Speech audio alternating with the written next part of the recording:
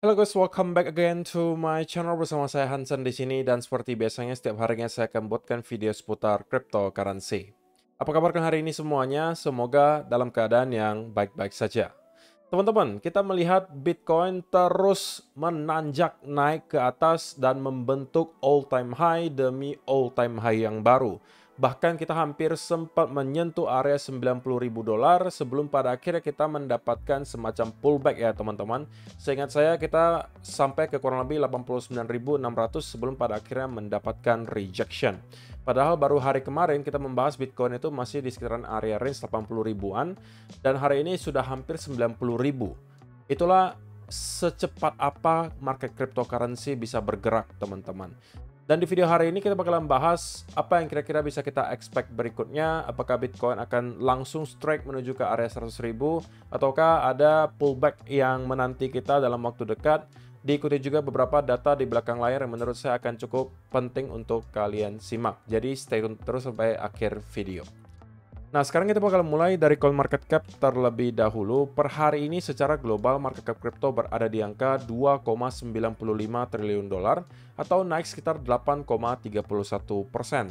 Nah, kalau misalnya kita melihat top 10 coin sendiri, teman-teman, keadaannya juga dominan berwarna hijau, kenaikannya ranging antara 4, sekian persen hingga kurang lebih 20-an persen. Dan lagi-lagi, teman-teman, Dogecoin mengalami kenaikan 22,96% menjadi top performer lagi hari ini ke harga 0,3577 dolar. Jadi beberapa hari terakhir harusnya menjadi hari yang cukup menyenangkan ya untuk teman-teman yang merupakan Dogecoin holders karena kita telah melihat ada kenaikan yang sangat signifikan. Bahkan kalau kita ukur dari 30 hari ke belakang hingga sekarang Dogecoin sudah naik kurang lebih 222%. Dan kita barely masuk ke altcoin season, teman-teman. Ini belum ada apa-apanya menurut saya. Yang baru bergerak masif itu adalah Bitcoin. Sedangkan altcoin itu rata-rata masih banyak yang lagging gitu. Dan masih sama aja harganya dengan apa yang kita lihat selama beberapa bulan terakhir. Nah, berita terbaru hari ini, teman-teman. Bitcoin pada akhirnya berhasil lagi menggeser silver dari segi market cap, teman-teman. Jadi, kalau misalnya kita melihat dari segi market cap, Bitcoin sekarang berada di peringkat ke-8. Oke, untuk semua aset kelas besar di dunia ini, Bitcoin sudah menjadi yang nomor 8, teman-teman. Ini di belakang Saudi Aramco, Amazon, Google, Microsoft, Apple, Nvidia, dan juga yang paling gede adalah Gold. Nah, kalau kita lihat Gold, teman-teman, market cap-nya sudah mencapai 17,6 triliun dolar. Artinya, Bitcoin sekarang masih 1/10 dari Gold. Dan kalau misalnya kita lihat projection-nya, teman-teman, kalau misalnya Bitcoin bisa break di atas angka 100.000 dolar, saya rasa kita akan bisa melihat Bitcoin nyampe ke kurang lebih area 6 atau 5. Kita bisa mungkin menggeser Amazon dan juga Google secara sekaligus. Karena Google itu market cap-nya di angka 2,2 triliun. Itu berarti kurang lebih 30-40% lebih tinggi daripada Bitcoin sekarang. Tapi Bitcoin belum selesai nih bull marketnya, teman-teman. Ketika nanti masuk ke akhir cycle, ketika sudah di cycle top, kemungkinan kita bisa menggeser bahkan hingga Google gitu. Atau yang mungkin lebih optimis bisa mengatakan sampai menggeser Nvidia. Yang saya rasa bukan mustahil, tapi mungkin tidak akan gampang, teman-teman. Karena Nvidia itu di angka 3,5 triliun. Jadi kita masih perlu 2x dari sekarang untuk bisa menyentuh ke angka 3,5 triliun. Yang artinya Bitcoin harus menyentuh kurang lebih 170 atau 180 ribu dolar. Kalaupun itu terjadi, saya rasa tidak akan di tahun ini. Di tahun depan juga belum tentu ya, teman-teman. Mungkin ada yang optimis mengatakan bahwa kita bisa sampai ke range, ada yang mengatakan 200.000, 250, dan lain seterusnya. Tapi kalau bagi saya secara pribadi, teman-teman, realistically, saya rasa angka 120 sampai 150 ribu dolar adalah angka yang menurut saya lebih realistis lah untuk cycle top kali ini gitu ya. Jadi itu yang pertama, teman-teman. Yang kedua, ini adalah catatan yang sangat penting terutama untuk teman-teman yang merupakan investor Bitcoin. Sekarang kita masuk ke satu fase yang sangat ditunggu-tunggu oleh para investor, teman-teman, yaitu adalah fase parabolik. Dan biasanya altcoin juga cepat atau lambat akan mengikuti.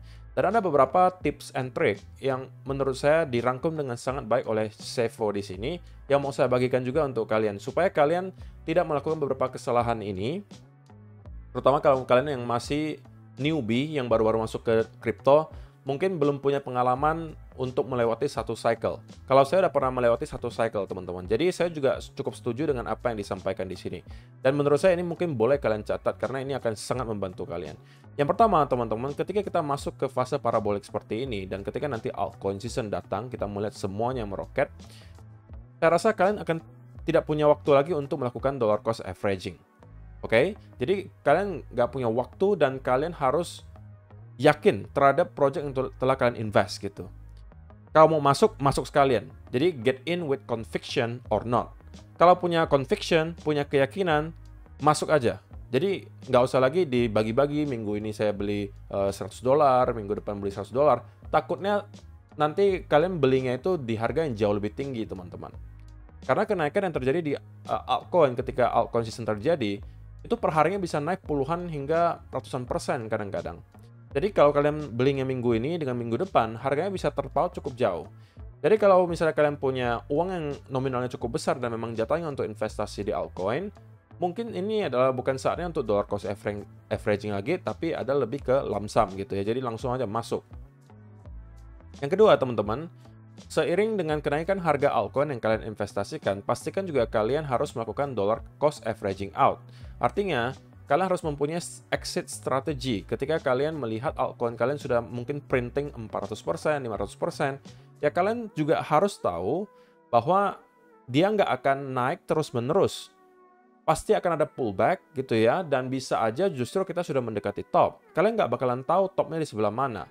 Don't think about selling the top. You cannot do it anyway. Jadi jangan pernah kalian merasa perlu untuk menjual persis di area top. Ketika kalian merasa bahwa gains yang kalian dapatkan sudah sangat signifikan, kalian harus melakukan taking profit. Kalian boleh aja menyisakan 10-15% atau mungkin kalian mau sisakan setengah untuk moon back, silakan. Tapi kalian harus taking profit, teman-teman. Semua yang kalian lihat di exchange kalian itu sekarang hanya dalam bentuk floating profit. Tidak akan menjadi gains atau tidak akan menjadi uang yang kalian punya kalau kalian tidak realisasikan profit tersebut. Nah, yang ketiga, teman-teman, fokus on winners, not losers. Jadi, kita juga harus dengan sangat-sangat teliti memilih project yang kita invest, teman-teman. Kalau misalnya kalian melihat performa dari altcoin kalian itu sudah sangat buruk, bahkan mungkin ketika kita melihat beberapa hari terakhir, rata-rata altcoin naik, punya kalian mungkin sama sekali tidak bergerak, mungkin kalian harus sedikit melakukan evaluasi secepatnya gitu ya. Apakah kalian memang mempunyai conviction yang sama sekarang dengan apa yang mungkin kalian lihat di beberapa bulan atau setahun, 2 tahun yang lalu. Apakah masih sama? Kalian lakukan evaluasi. Kemudian yang berikutnya, jangan kalian lock up token kalian. Oke? Kalian jangan sampai ketipu dengan ada stacking rewards gitu ya. Ada yang menawarkan kalau misalnya kalian taruh token kalian di platform A, kalian bakalan mendapatkan APY misalnya 20%, 25%. Itu tidak perlu kalian lakukan, teman-teman, karena kita sedang berada di bull market dan kita berada di fase akhir bull market yang biasanya pergerakannya parabolik banget.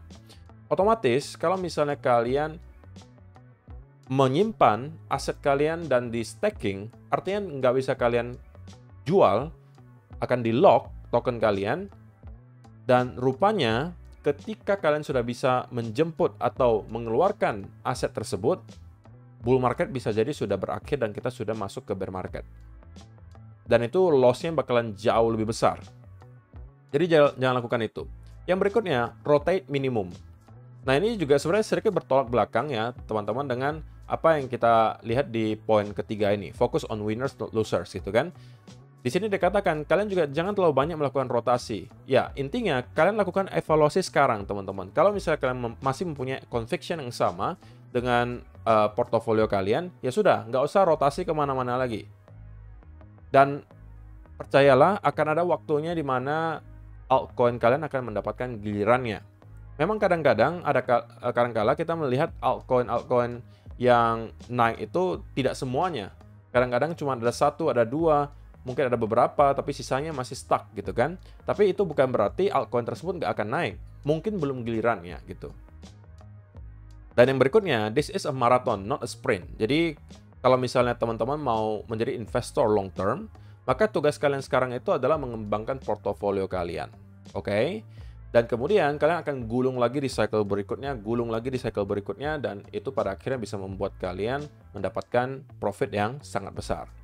Nah, kemudian, when you decide to exit the market completely, don't hold tokens because they didn't pump yet.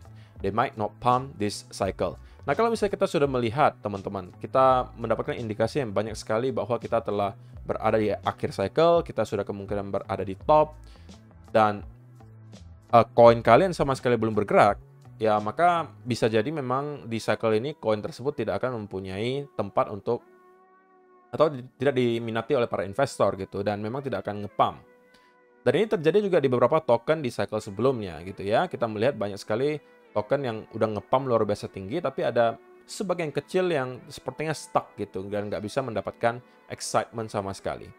Dan yang berikutnya, cash out regularly. Jadi kalau misalnya kalian sudah mendapatkan ada profit secara regular, itu kalian harus melakukan cash out, cash out, cash out, dan cash out. Mau seberapapun itu, mau cuma 5%, 10%, intinya kalian harus tetap melakukan taking profit, teman-teman. Dan don't diversify a lot if your portfolio cannot handle that. Jadi kalau misalnya kalian mempunyai portofolio yang nominalnya belum besar, teman-teman, jangan suka untuk melakukan diversifikasi yang terlalu banyak.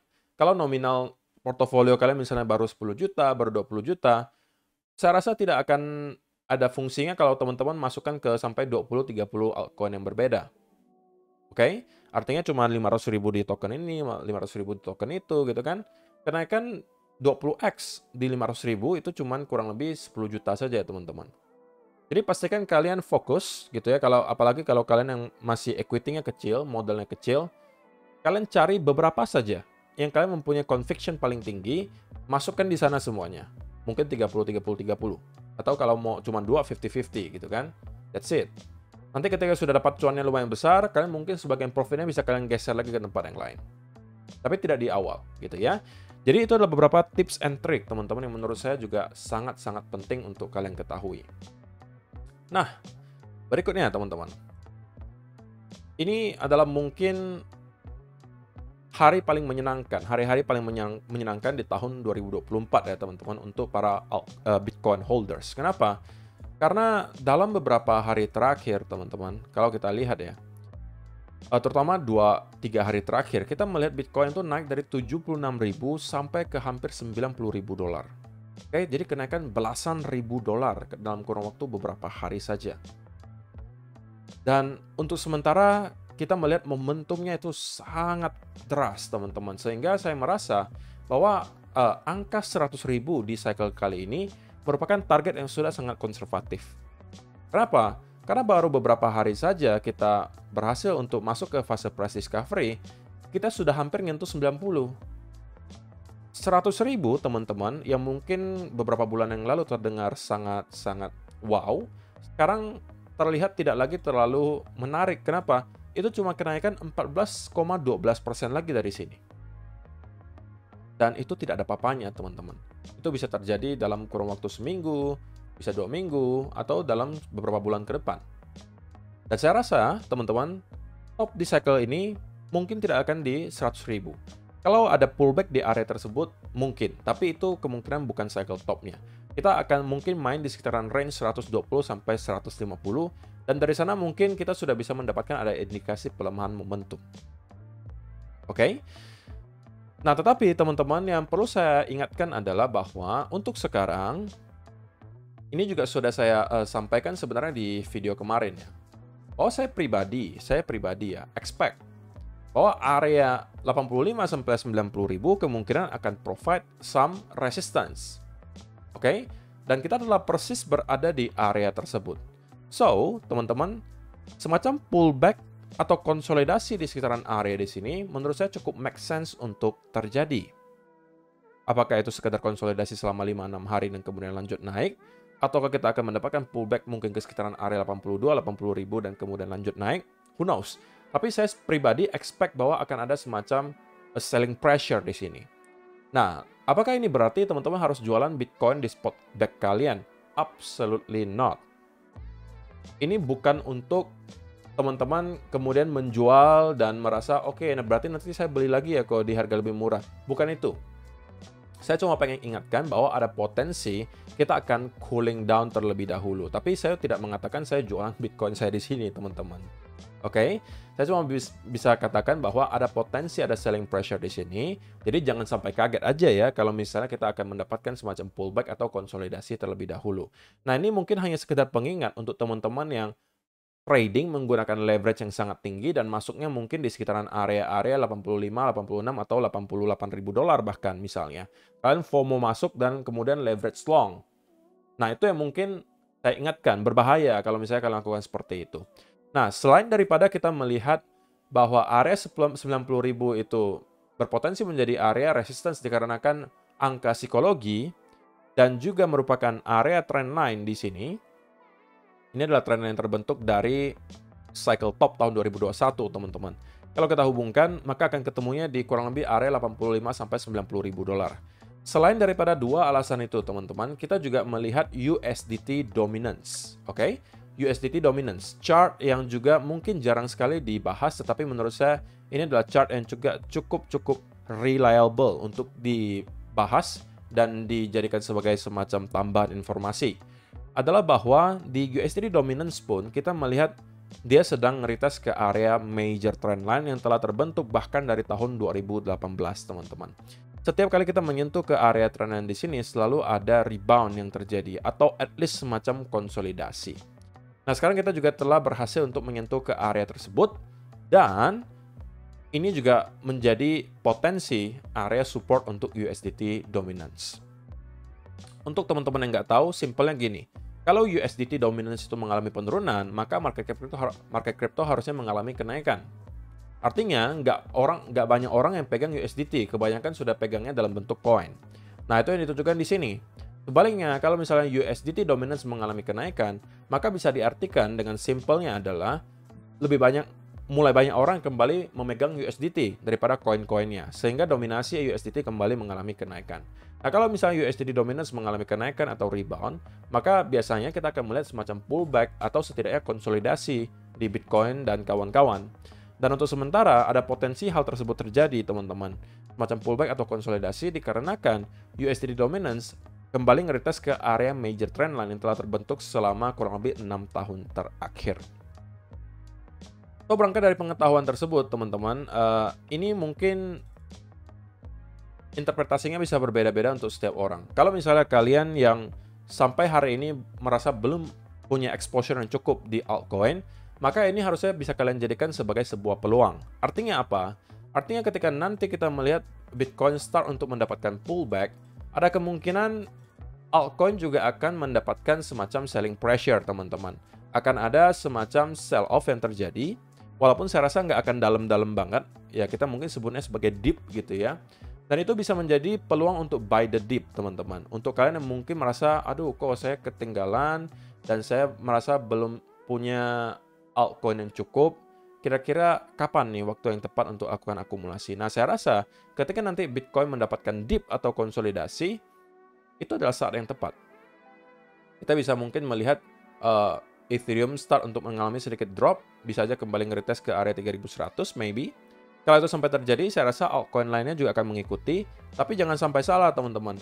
Itu adalah peluang untuk buy the dip, yang bisa jadi merupakan peluang terakhir bagi kalian untuk bisa membeli altcoin-altcoin di harga yang cenderung masih cukup murah. Jadi pastikan beberapa waktu ke depan kalian harus fokus, teman-teman. Baik kalian yang mungkin sekarang hobinya nge-game, ya kan? Karena mungkin beberapa bulan terakhir kan boring gitu kan. Jadi mungkin kalian punya hobi baru, sekarang suka nge-game, sekarang mungkin suka hangout, suka ngafe gitu kan. Please beberapa bulan ke depan fokus dulu, teman-teman. Oke? Karena ini bisa jadi kesempatan yang tidak lagi akan kalian dapatkan selama bertahun-tahun ke depan. Jadi saya rasa cukup worth it kalian fokus selama 6-12 bulan ke depan untuk kalian bisa mendapatkan gains yang besar. Kalau misalnya teman-teman yang berinvestasi di Bitcoin, ya harusnya gains yang kalian dapatkan itu sudah tidak lagi kecil, teman-teman. Dari bottom sampai sekarang itu kita sudah hampir naik 500%. Kalau nominal investasi kalian itu besar, maka harusnya kalian juga udah mendapatkan profit yang lumayan signifikan. Dan kalau misalnya kalian merasa profitnya sudah lebih dari cukup dan kalian mau start untuk cashing out, mau jual 10%, 5%, silakan. Oke? Kita sudah berada di harga $88.000, teman-teman. Dan sekali lagi, saya expect dari sekitaran area di sini akan ada semacam pullback terlebih dahulu, tapi bukan untuk mengatakan bahwa saya jualan Bitcoin saya di sini. Tidak akan saya jual, teman-teman. Tapi ini berpotensi untuk menjadi sebuah peluang, baik teman-teman yang mungkin mencari peluang untuk scalping. Oke, kalau misalnya kalian bisa menemukan ada peluang scalping short di sekitaran area di sini, saya rasa itu cukup worth it untuk dicoba. Yang kedua, kalau misalnya kalian belum punya exposure di altcoin, saya rasa ini juga bisa menjadi saat dimana kalian harus fokus, karena biasanya terjadinya nggak lama, teman-teman. Dip-nya itu bisa dengan sangat cepat kembali recover. Jadi kalian harus sigap gitu ya. Kalau sudah terjadi dip-nya, kita udah melihat altcoin kembali mendapatkan koreksi mungkin 10-15%, itu saatnya untuk masuk. Bagi saya seperti itu. So, teman-teman, kesimpulannya untuk Bitcoin adalah saya pribadi expect masih sama, dari area ini kita akan mendapatkan semacam selling pressure. Kita mungkin aja masih bisa start untuk merangkak naik ke atas, tapi kemungkinan itu tidak akan terlalu jauh lagi. Kalaupun merangkak naik ke atas, teman-teman, itu mungkin hanya untuk membuat semacam fake out ke atas, dan pada akhirnya kita akan start untuk rolling off sedikit. Dan area yang bisa kita tuju adalah mungkin di sekitaran area 86 itu minimal, menurut saya 86 itu minimal. Kemudian bisa sampai ke 84. Maksimum yang saya lihat mungkin di sekitaran area 82. Oke, saya tidak melihat Bitcoin bisa bergerak jauh lebih bawah lagi dari itu. So, saya rasa itu aja sih teman-teman yang perlu saya sampaikan di video hari ini. Semoga bisa bermanfaat untuk kalian semua. Sekali lagi saya pengen ucapkan congratulations untuk teman-teman yang telah berhasil melalui bear market selama bertahun-tahun, terutama kalian yang nge-hold Bitcoin. Kalian deserve untuk mendapatkan apa yang kita lihat selama beberapa hari terakhir, di mana Bitcoin pada akhirnya mendapatkan momentum yang sangat deras, dan kita sekarang berada di hampir area $90.000. Jadi semua dari teman-teman yang mungkin melakukan akumulasi Bitcoin, baik dari harga 70.000, 60.000, 40.000, atau bahkan di bottom bear market, semuanya sudah harusnya dalam keadaan profit. Dan saya juga mendapatkan banyak sekali komentar yang positif di video kemarin, dikarenakan mungkin banyak dari teman-teman yang juga sudah menjadi penonton setia dan juga lama di channel saya, tahu bahwa saya secara pribadi, teman-teman, berminggu-minggu ketika Bitcoin di sekitaran area di sini, itu saya selalu sampaikan, teman-teman, please, kalian harus punya exposure di Bitcoin di harga ini. Dan saya tahu harusnya ada dari teman-teman yang sempat melakukan akumulasi, dan saya pengen ucapkan selamat untuk kalian. Karena kalian telah berhasil untuk melewati satu cycle. Walaupun belum semuanya ya, at least setengah cycle-nya sudah kalian lewatin. Kita sudah menjelang akhir cycle sekarang, teman-teman. Jadi ini dari bear market, kita sudah shifting ke bull market, dan sekarang kita sudah start untuk masuk ke fase akhir bull marketnya. So, mudah-mudahan kalian semua bisa keluar di cycle ini dalam keadaan yang profit yang maksimal. Oke, saya harapkan banyak dari kalian juga bisa mengubah hidup kalian di cycle kali ini. Dan jangan sampai lupa, teman-teman, rules yang tadi saya sampaikan, beberapa intinya adalah jangan jual terlalu cepat, oke? Jangan terlalu perfeksionis. Artinya jangan kalian ubah-ubah portofolio kalian hanya karena mungkin kalian nggak ngeliat altcoin kalian nggak naik. Bisa jadi karena memang belum saatnya saja. Dan jangan sampai lupa untuk take healthy profits. See you in the next video. Bye-bye.